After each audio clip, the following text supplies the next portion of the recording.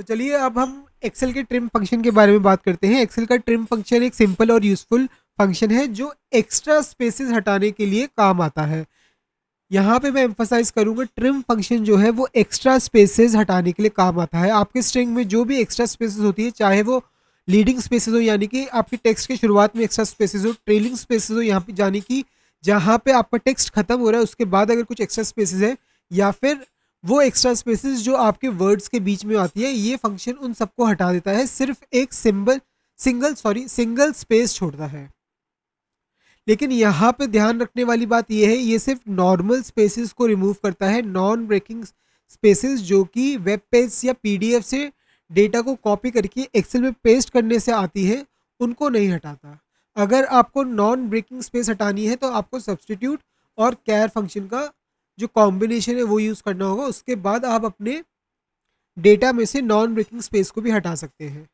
Trim function काफ़ी useful होता है जब आप डेटा क्लीनिंग कर रहे हो, ताकि वी लुकअप, मैच और इफ़ जैसे फंक्शंस में अनवांटेड स्पेसेस की वजह से कोई एरर ना आए।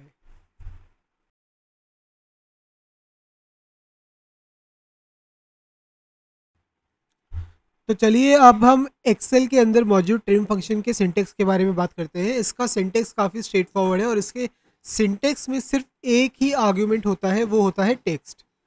तो टेक्स्ट वो स्ट्रिंग होती है जिसमें से आप एक्स्ट्रा स्पेसेस हटाना चाहते हो। ये टेक्स्ट डायरेक्ट स्ट्रिंग हो सकती है डबल कोट्स के अंदर, या फिर एक सेल का रेफरेंस हो सकता है, या दोनों का कॉम्बिनेशन भी हो सकता है। ये फंक्शन लीडिंग, ट्रेलिंग और एक्स्ट्रा स्पेसेस हटाकर सिर्फ सिंगल स्पेस छोड़ता है, जो डेटा क्लीनिंग और फॉर्मेटिंग के लिए काफ़ी यूज़फुल होती है।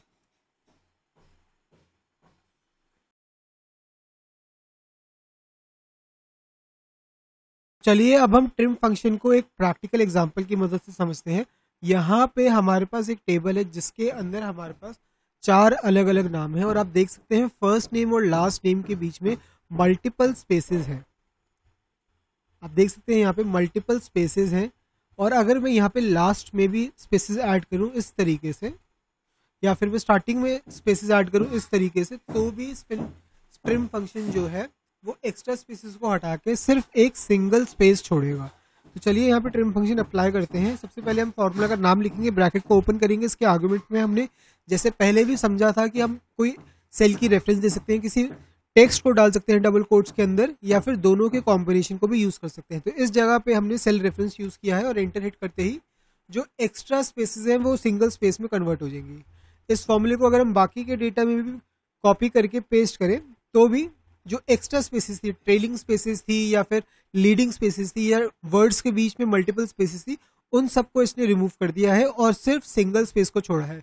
और यहाँ पे मैं बताना चाहूँगा, जो ट्रेलिंग स्पेसेस होती हैं और लीडिंग स्पेसेस होती हैं, यानी कि किसी भी वर्ड के पहले की जो स्पेस होती है और किसी भी वर्ड के बाद की जो स्पेस होती है, ये इसको पूरी तरह एलिमिनेट कर देता है।